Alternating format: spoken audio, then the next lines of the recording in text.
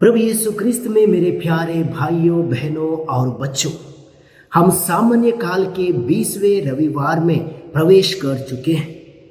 हम 3 इतवार से मनन चिंतन करते आ रहे हैं। परम प्रसाद संस्कार के बारे में, यूक्रिस्ट के बारे में।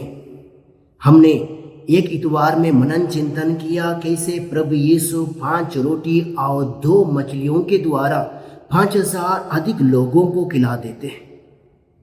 उसके बाद के इतवार में हमने मनन चिंतन किया कैसे लोग प्रभु यीशु के खोज में जाते हैं और प्रभु यीशु उनकी इच्छा को जानते हुए कहते हैं। यदि हम पढ़ेंगे यूहन्ना का सुसमाचार अध्याय 6 उसकी पद संख्या 27 में प्रभु का वचन कहता है, नश्वर भोजन के लिए नहीं बल्कि उस भोजन के लिए परिश्रम करो जो अनंत जीवन तक बना रहता है और जिसे मानव पुत्र तुम्हें देगा।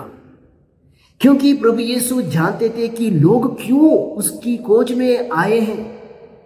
उसका वचन को सुनने के लिए, चंगाई पाने के लिए, चमत्कार देखने के लिए नहीं, बल्कि नश्वर भोजन के लिए वे मेरे पीछे पड़े हैं। तो उनको समझाते हुए कहते हैं, नश्वर भोजन के लिए नहीं बल्कि शाश्वत भोजन के लिए, आध्यात्मिक भोजन के लिए आप परिश्रम करते रहो। क्योंकि उन लोगों ने 5000 लोगों से अधिक लोगों को जो रोटी खिलाई थी, मछली खाई थी, उसको उन लोगों ने देखा। तो पेट के लिए, भूख मिटाने के लिए वे प्रभु के खोज में आए। आज मुझे और आपको मनन चिंतन करने की जरूरत है। मैं और आप प्रभु के खोज में क्यों जाते हैं? आगे के इतवार में हमने सुना कि प्रभु यीशु कहते हैं, स्वर्ग से उतरी हुई जीवंत रोटी मैं हूं। प्रभु यीशु कहते हैं, स्वर्ग से उतरी हुई जीवंत रोटी मैं हूं, जो मुझे खाता है वो अनंत जीवन पाता है। और प्रभु यीशु आगे हमें समझा देते हैं कि स्वर्ग से उतरी हुई वह जीवंत रोटी मैं हूं। यदि कोई वह रोटी खाएगा तो वह सदा जीवित रहेगा। इंसान इतना व्यस्त है, यदि हम देखा जाए, अभी किसी के पास हम जाएं, वे कहते हैं कि मेरे पास समय नहीं है, हम व्यस्त हैं। कभी कभी वे भूल जाते हैं कि अपने परिवार में, अपने पड़ोसी में कौन है, क्योंकि वे अपने पेट के बारे में चिंता करते हैं। अपने परिवार को कैसे देखभाल करें, बच्चों को क्या खिलाएं, क्या पहनाएं, इसी सोच में वो दिन रात मेहनत करते रहता है।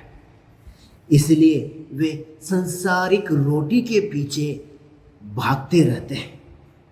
इसलिए प्रभु यीशु हमें आज संसारिक रोटी नहीं बल्कि आध्यात्मिक रोटी के पीछे जाने के लिए प्रभु यीशु आज हमें बुलावा देते हैं। यदि हम मनन चिंतन करें, हम छोटी छोटी चीजों के लिए परेशान रहते हैं। यदि हम मनन चिंतन करें, हम सब छोटी छोटी बातों के लिए परेशान रहते हैं। किंतु प्रभु यीशु हमें बहुत बड़ा आशीष देने वाले हैं, उसको हम भूल जाते हैं। लोग नश्वर भोजन के लिए प्रभु की खोज में आगे बढ़े, किंतु प्रभु यीशु उनको समझाते हुए कहते हैं कि मैं स्वर्ग से उतरी हुई जीवंत रोटी हूं, मैं रोटी हूं, मुझे खा लो। किंतु उनको सांसारिक रोटी चाहिए था। सामारी स्त्री वो साधारण पानी के पीछे वे चली आई। वो प्रभु यीशु से मांगती है कि मुझे वो पानी दे दो ताकि मैं इस कुएं में आने की जरूरत नहीं पड़ेगी।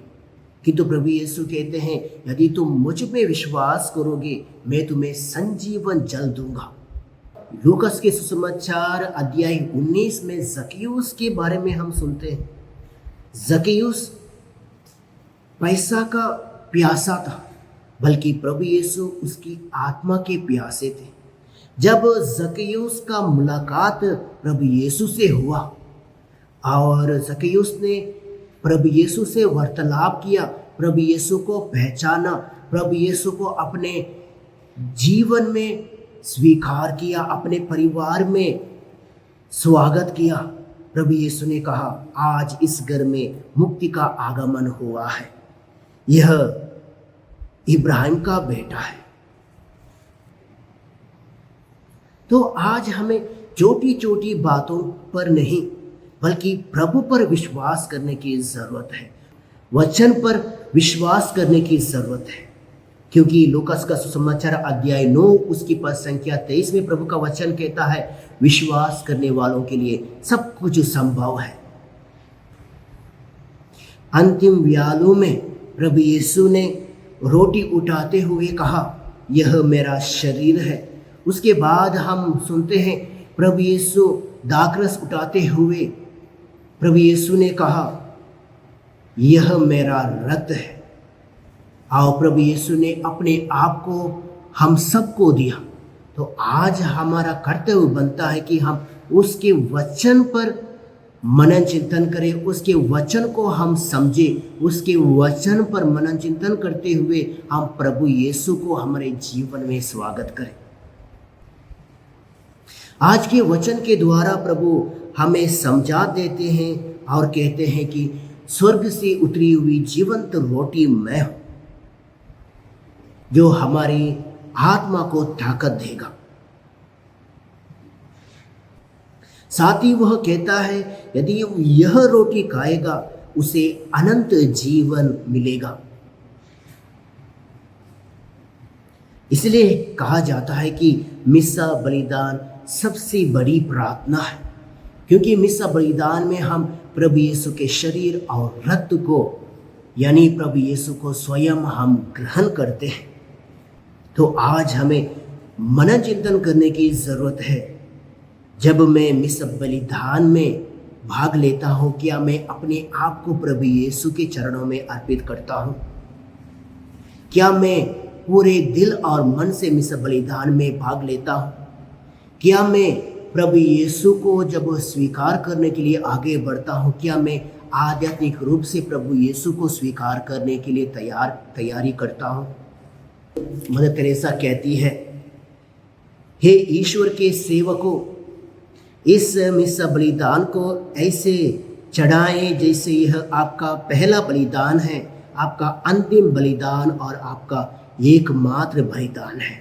तो आज हमें मिस्सा बलिदान के महत्व को समझने की जरूरत है। तो आइए मेरे प्यारे भाई और बहनों, जिसे प्रभु यीशु कहते हैं, स्वर्ग से उतरी हुई जीवंत रोटी मैं हूँ, हम प्रभु के वचन पर मनन चिंतन करें, प्रभु के वचन के अनुसार हम जीवन बिताएं, ताकि हमारे जीवन के द्वारा, हमारे कार्यों के द्वारा दूसरे लोग भी जो प्रभु के वचन पर विश्वास नहीं करते हैं, मिस्सा बलिदान में विश्वास नहीं करते हैं, विश्वास गहरा होता जाए और प्रभु के पास वे चले आए। आमीन।